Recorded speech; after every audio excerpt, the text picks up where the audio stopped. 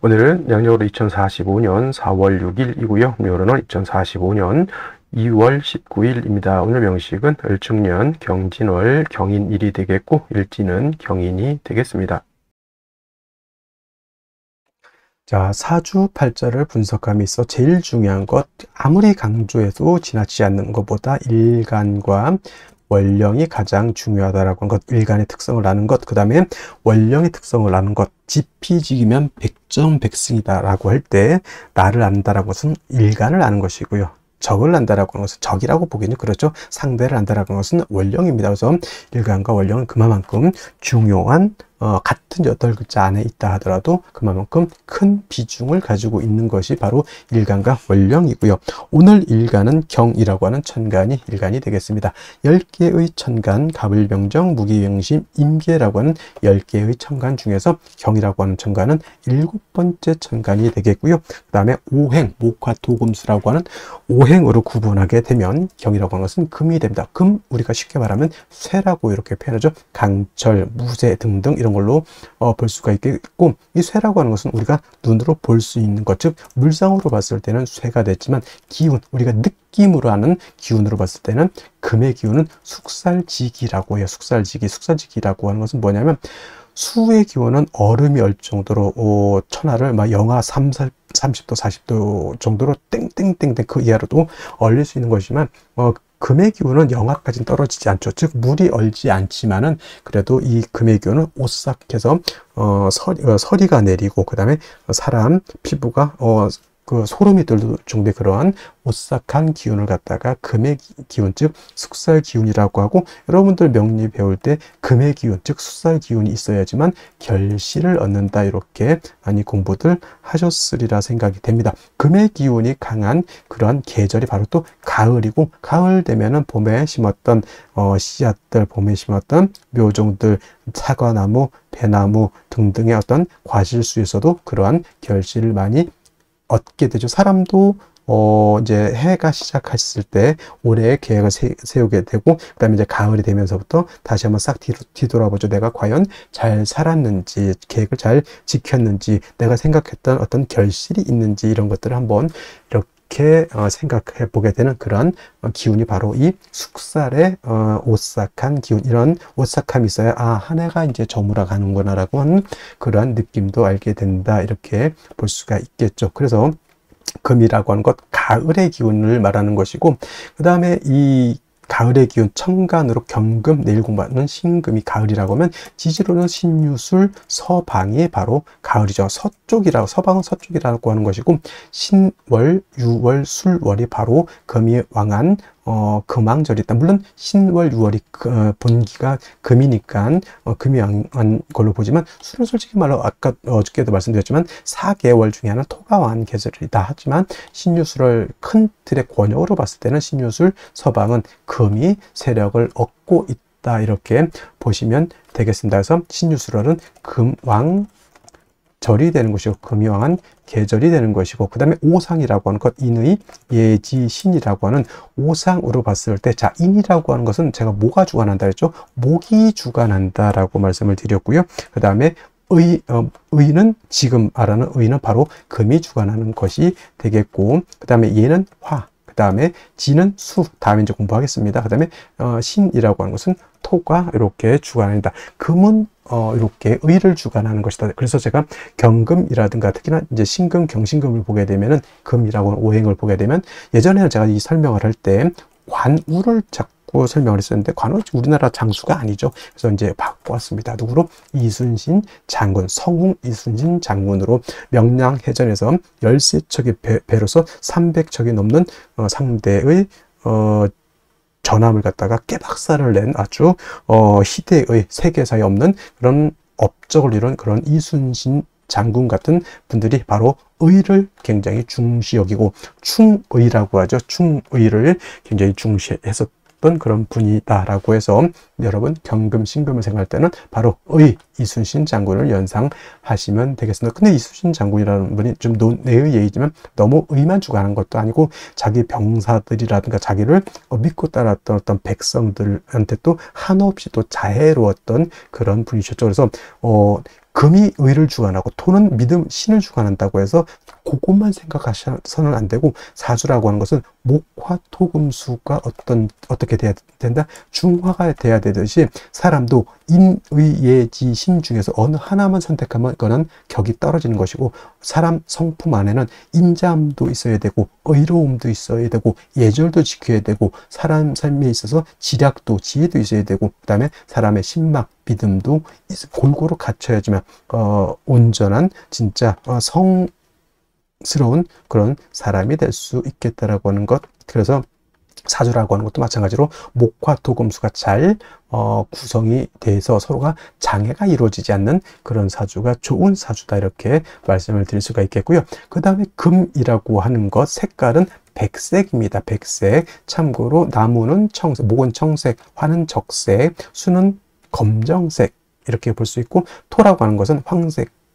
이라고 해서 노란색, 금은 백색. 그래서 주관하는 신도 흰호랑이라고 해서 백호가 주관하는 신이 되겠다라고 요거는 이제 오행에 대한 이런 설명을 드렸고요. 다시 이제 금이라고 하는 것을 갖다가 음과 양으로 구분해 볼 수가 있겠습니다. 자, 음과 양이라고 하는 것은 뗄래야 뗄 수 없는 관계. 음과 양은 서로 좀 대조적이고 서로 좀 상대적인 개념이라 하더라도 서로 미워하고 질투하고 서로 이혼하려고 하는, 떨어지려고 하는 관계가 아니라 서로 상대적이지만은 음이라고 하는 것은 양을 보충해 주는 개념이고요.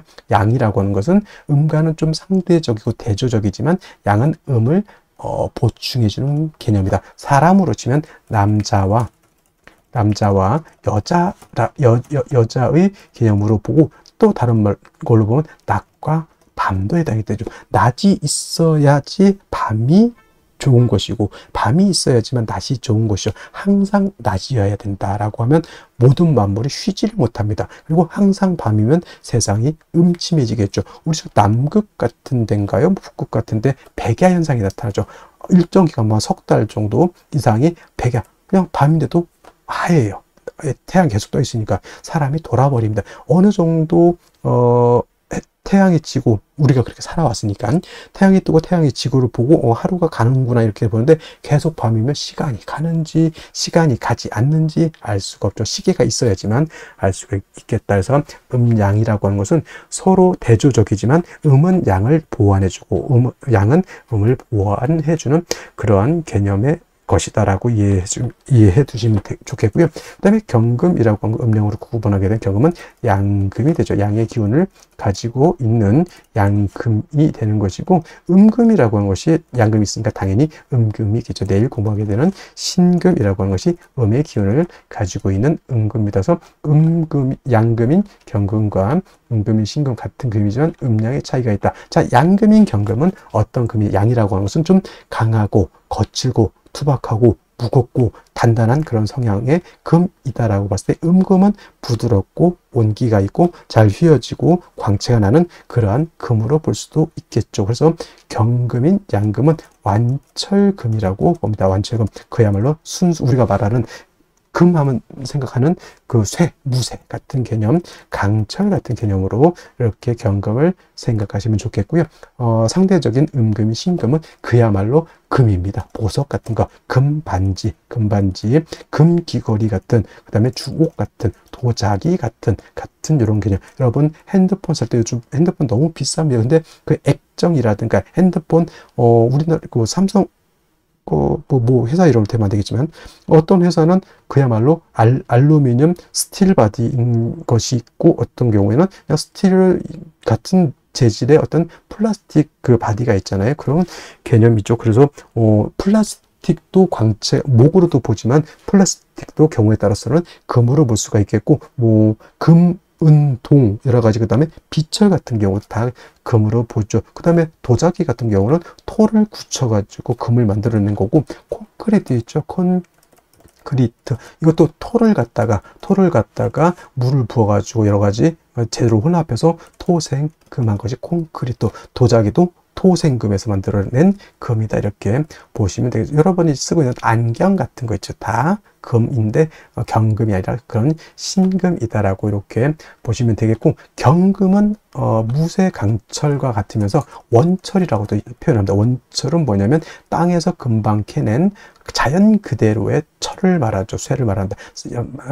말로 치면 야생마 같은 개념으로서 이 경금이 용도, 쓰임이 있기 위해서는 반드시 단련해서 기물을 만들어야지 된다. 즉 원재료인 철을 갖다가 녹이든지 아니면 뜨거운 열기를 가해서 빨갛게 달궈서 풀무질을 하고 해서 뭐 칼을 만든다거나 호미를 만든다거나, 이 우리나라 호미가 또 외국에서 엄청나게 인기, 저 아마존 같은 데서 없어서 못 판다고 하는, 이거 굉장히 외국 같은 데서 정원 같은 거 가꿀 때 텃밭 같은 거 가꿀 때는 큰 삽 같은 걸로 하기는 그렇죠. 근데 호미 같은 경우는 우리나라에서 만들었지만, 우리나라는 뭐 호미 요즘 잘 안 쓰죠. 외국에서는 요 호미 같은 거 굉장히 잘 쓴다고 합니다. 이게 바로 경금을 가지고 물건을 만들어야지, 그냥 쇳덩이만 가지고 있으면 용도 없죠. 그걸 갖다가 칼, 호미, 여러 가지 기물을 만들어야 되는 것이고, 반대로 내일 공부하게 된 신금 같은 경우는 이미 기물이 만들어져 있는 상태. 그래서 땅 속에서 예를 들어서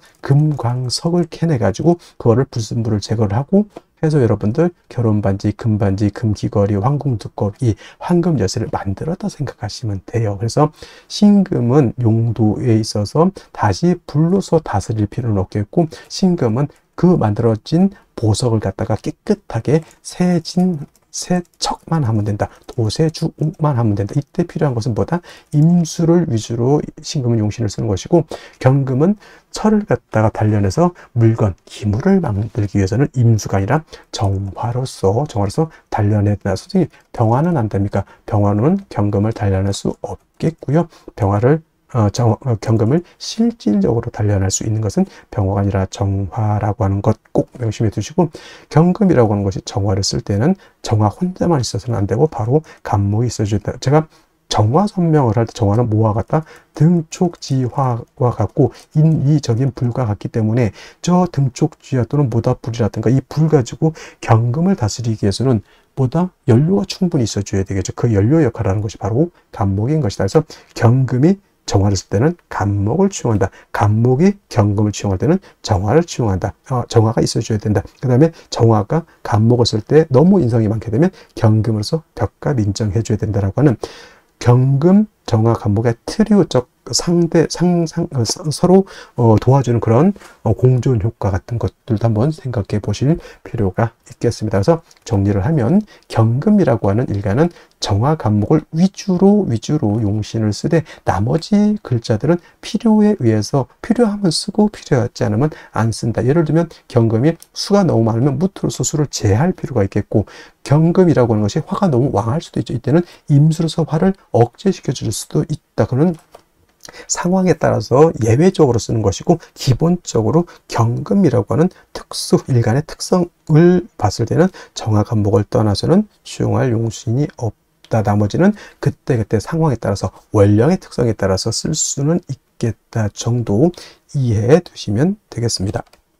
자, 다음으로 월령에 대해서 알아보도록 하겠습니다. 월령이라고도 하고요, 월지라고도 하고 월원이라고도 하는데, 이 월령이 중요한 이유는 이 월지 안에는 계절의 개념을 가지고 있다. 계절이라고 하는 것은 우리가 흔히 추나 추동을 말하는 것인데, 이 월지 안에는 왕쇠와 한열의 개념을 가지고 있다라고 봅니다. 왕쇠라고 하는 것은 일간을 포함해서 어느 오행이 왕하냐 약하냐를 놓고 보는 것이고, 한열이라고 하는 것은 사주 전체가 더우냐 또는 추우냐를 놓고 보는 것인데, 사주라고 하는 것 뭐가 중요하다? 중화됨을 매우 중요하게 여기게 되는데, 이 중화는 무엇이 중화를 이루어야 된다?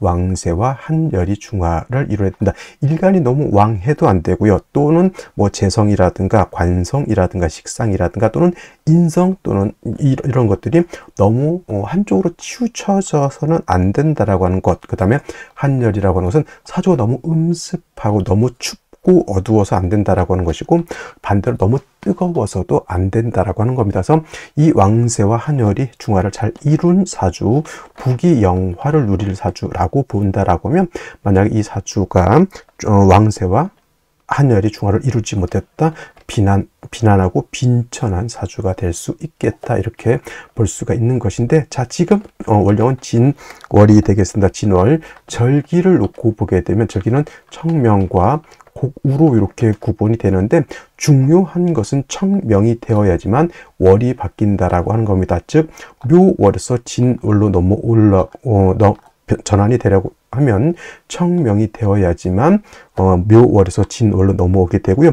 큰 틀로 놓고 보게 되면 인묘진이라고 하는 것은 동방에 속하면서 계절로는 봄이 됩니다. 인월 설명할 때 인월은 초춘이라고 해서 초봄이라고 말씀을 드렸죠. 초춘이 되는 것이고, 묘월은 중춘이 된다라고 했고, 지금 진월은 개춘이 됩니다. 개춘이라고 하는 것은 봄을 말하는 것이죠. 늦봄. 그래서 진월도 일단은 계절로는 봄이 된다라고 하는 것. 방향은 당연히 동방이니까 동쪽이 되는 것이고요.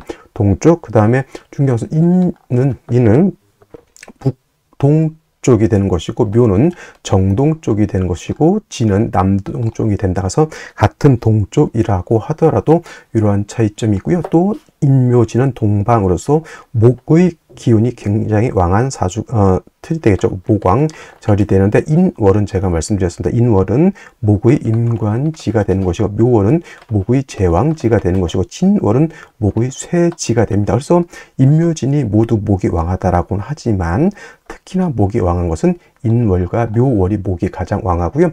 진월로 넘어가면서부터는 목은 점차 쇠락해져 간다라고 볼 수가 있겠습니다. 그리고 중요한 것은 진월만 놓고 봤을 때 진월은 토가 왕한 토왕절이다라고 하는 것. 그래서 진술축미월이라고 해서 이때는 사계월이라고 합니다. 사계월이라고 하는 것은 계절의 끝을 말하는 것이죠. 진월이라고 하는 것은 봄의 끝을 말하는 것이고, 술월이라고 하는 것은 가을의 끝, 축월이라고 하는 것은 겨울의 끝, 그 다음에 미월은 여름의 끝이 됩니다. 그래서 이 진술축미월은 사계월이라고 보면서 환절기가 된다라고 보게 되죠. 그리고 진월은 토가 왕하면서 포태법으로는 목은 쇠지가 되면서 수가 여기가 수고라고 해서 수의 묘지가 된다라고 하는 것도 여러분 꼭 기억해 둘 필요가 있습니다. 그래서 예를 들어서 뭐 일간이 임수라든가 일간이 개수라든가 또는 타 천간에 뭐 임계수가 있을 때 진에 예를 들어서 임묘된다고 해서 수가 약해진다라고 이렇게 보시는 분들이 있는데, 꼭 그렇게만 볼 것이 아니라 수가 진을 보게 되면 일단 통근할 수 있다라고 하는 개념을 꼭 염두에 두시고, 그 다음에 진월은 변화가 좀 많은데 인묘진을 모두 갖추게 되면 이거는 인묘진 방합을 형성하게 되니 이건 목이 왕해지는 것이고, 또 진월은 신자진 뭡니까? 신자진 수국을 형성할 수 있게 되죠. 그래서 지지로 진월에 신자를 봐서 신자진 수국을 형성하게 되면 이때는 또 수가 다시 왕해지는 그런 계절, 그 다음에 또 유금을 보게 되죠. 뭐 예를 들면은 유금을 보게 되면 진유 합금을 우리가 볼 수가 있겠죠. 진유 합금. 그래서 지지로 진유 금이 되게 되면 이때는 금이 다시 왕해지는 것이고, 또 지지로 진토 말고도 다른 아까 말씀드렸던 뭐 술토라든가 축토라든가 미토를 보게 되면 그야말로 토가 왕해질 수도 있다. 그래서 여러분들 진월은 단지 토가 왕하다라고는 보지 마시고요. 인묘진 방합을 형성하게 되면 목이 왕해지는 것이고, 신자진 수국을 형성하게 되면 이때는 수가 왕해지는 것이고, 진유 합금을 하게 되면 금이 왕해지는 것이고, 지지로 진술축미 토가 많아지게 되면 그야말로 토가 왕해진다. 이렇게까지 여러분들 진월을 잘 이렇게 분석해 볼 수 있는 그러한 안목을 갖추시기를 바랍니다. 자, 그러면 진월의 일간 기토가 태어나게 되면 사주를 어떻게 배합하는 것인지 알아보도록 하겠습니다. 자, 기토라고 하는 것은 음토라고 말씀을 드렸고요. 전원토와 같다라고 이렇게 봅니다. 무토는 고황토로서 큰 산이라든가 또는 큰 광야와 같다라고 하면, 기토는 문전, 옥탑, 텃밭과 같은 그런 개념으로 보시면 되겠습니다. 그래서 무토는 왕하면 간목으로서 소토, 소벽 하지만 음토인 기토는 작은 토이기 때문에 무작정 간목으로 기토 소벽하는 것을 좋아하지 않고요. 병화로서 따뜻하게 해주고 개수로서 기토를 윤택하게 해주되 나머지 간목을 쓰는지 또는 경금을 더 쓸지는 사주에 따라서 상황에 따라서 참작해서 쓴다라고 이렇게 볼 수 있는데, 자, 기토일간이 태어난 월령 진월이 되겠습니다. 자, 진월은 물론 토가 왕한 토왕절이죠. 그래서 기토가 진월에 태어나게 되면 일간이 세력을 얻습니다. 그리고 진토라고 하는 것은 물기를 가지고 있는 습토라고 하는 점도 없지 않아 있습니다. 그러면 이러한 경우에 진월에 기토가 태어났을 때 일간이 왕하니까 먼저 무토처럼 간목을 쓸 것이냐? 그렇지 않고요. 기토하고 무토의 차이는 무토라고 하는 것은 왕토이고 후중한 토이기 때문에 간목을 먼저 쓰지만,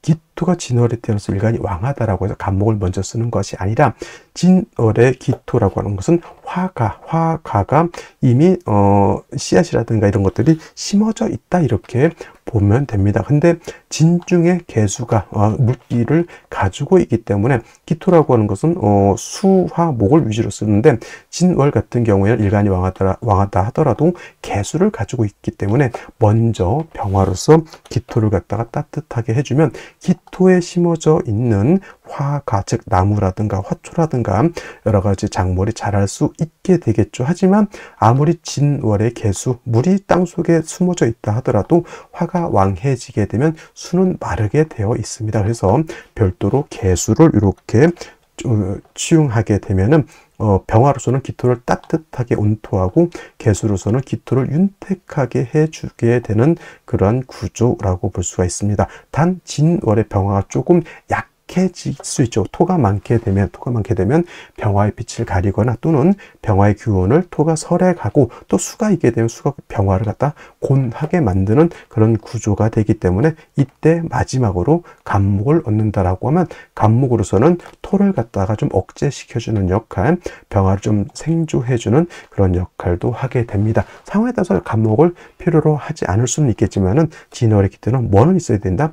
병화, 개수는 일단 있어주되 사주의 어떤 배합에 따라서 간목을 더 치용할 것이냐 치용하지 않을 것이냐는 차후의 문제이다. 단 순서는 병화, 개수, 간목을 위주로 용시를 치용하는 것이 정법이다. 이 정도 기억해 두시면 되겠습니다. 자, 다시 오늘의 명식을 살펴보도록 하겠습니다. 제일 먼저 일간, 경금, 일간이 되겠고요. 경금, 일간이 태어난 월령은 진월이 되겠습니다. 항상 습관적으로 사주를 보실 때는 일간이 어느 일간이냐, 그 다음에 월령이 어느 월령이냐를 먼저 살펴보셔야 되고요.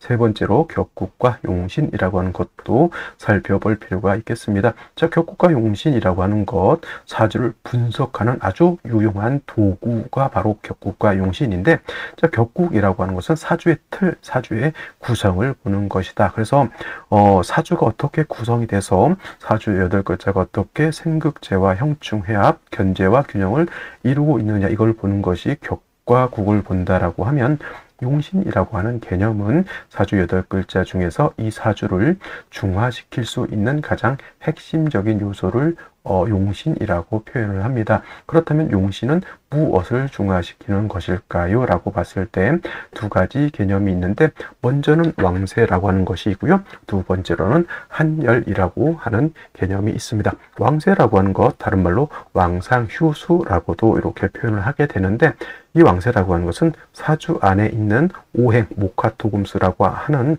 오행 중에서 어느 오행이 왕하고 어느 오행이 약하냐를 보는 것이 바로 이 왕세인데, 그 중에서도 역시나 중요한 개념은 일간이 왕하냐 약하냐가 되겠습니다. 그래서 일간은 어느 정도 세력이 있어야 됩니다. 왜냐?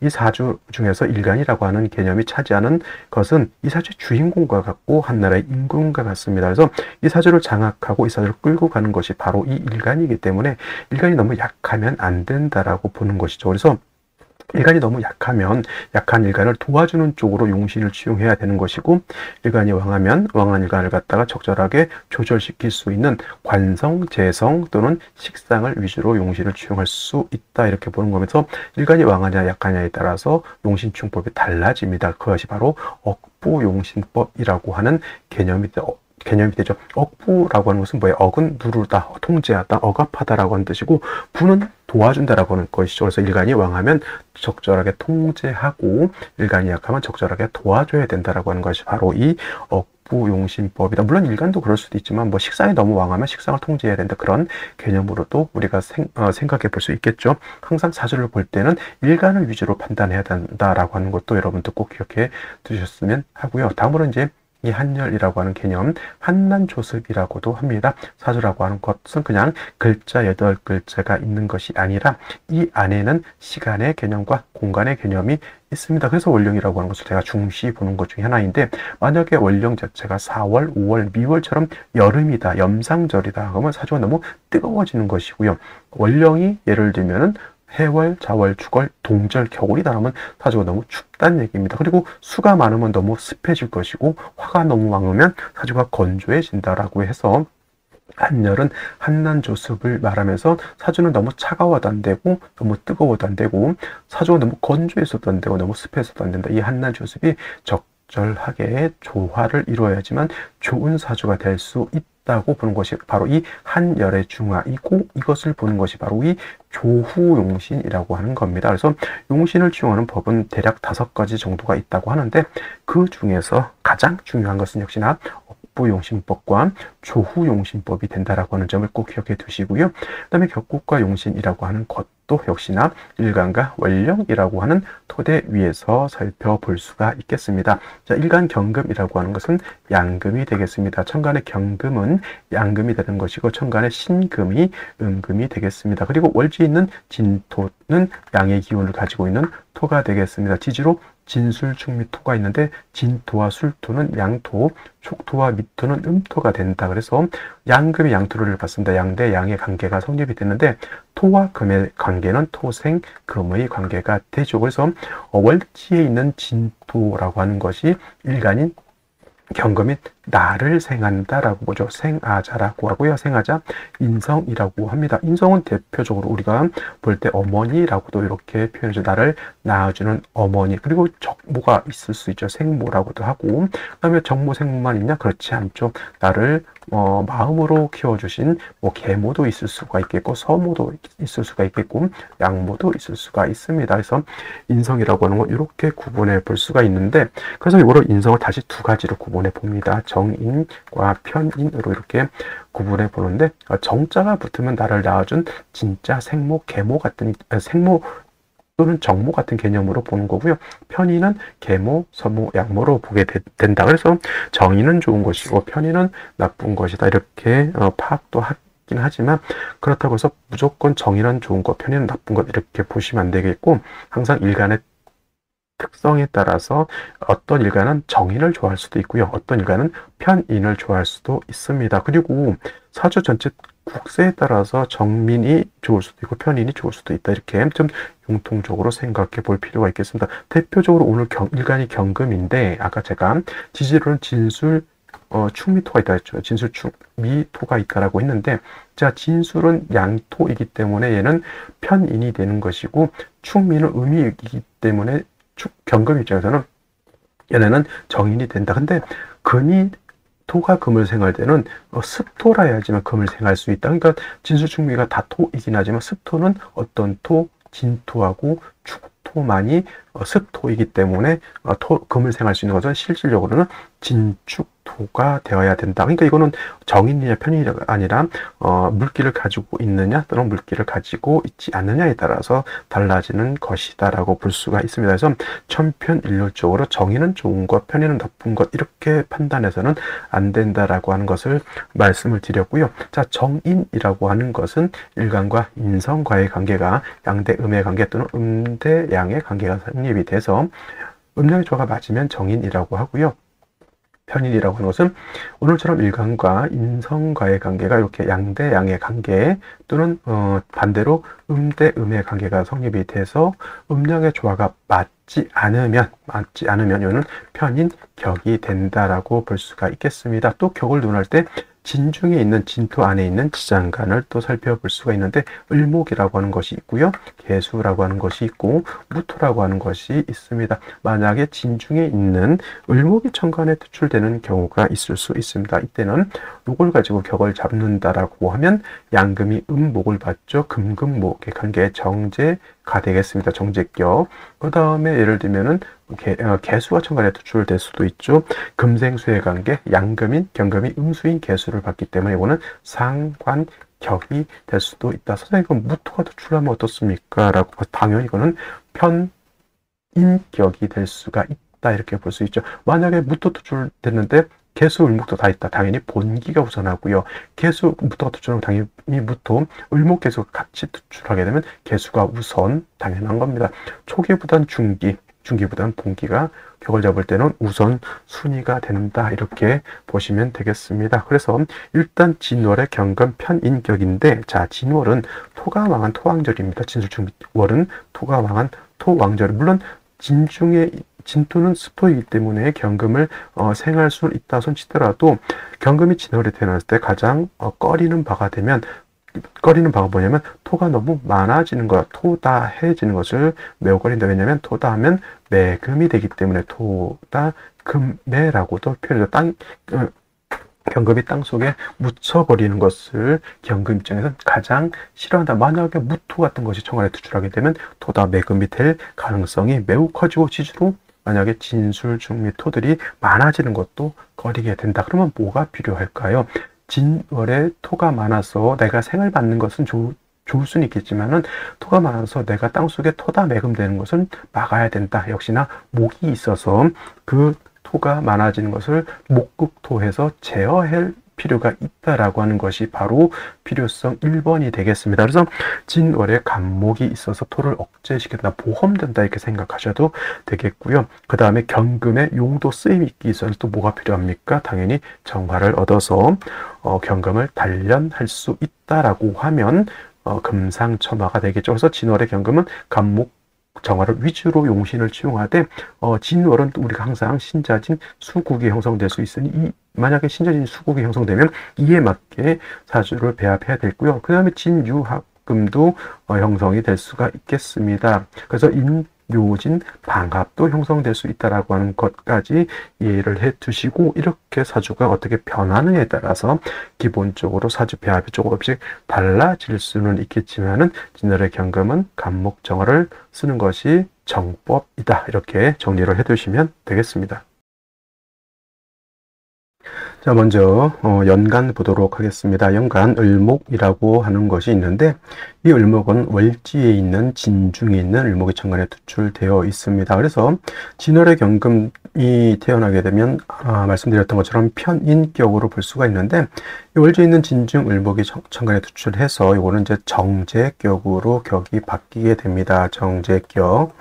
그리고 이렇게 재성이 투출하게 되면은 토왕절이라 하더라도 재성이 다시 세력을 얻게 되는 것인데, 일제에서 다시 인목이라고 하는 편제를 얻었죠. 이거 준방합이다. 원래는 인묘진 방합이라고 하는데, 여기서 이제 묘가 빠져 있죠. 그래서 이거는 준방합. 만약에 시마저 이렇게 묘시가 된다라고 하면 인묘진 방합을 완벽하게 짜게 되겠죠. 그래서 이렇게 만약에 이렇게 되면 토왕절인 진월이라 하더라도 이거는 재성이 왕해지게 되고, 오히려 재다 신약한 사주 국세가 될 수 있다, 이렇게 봅니다.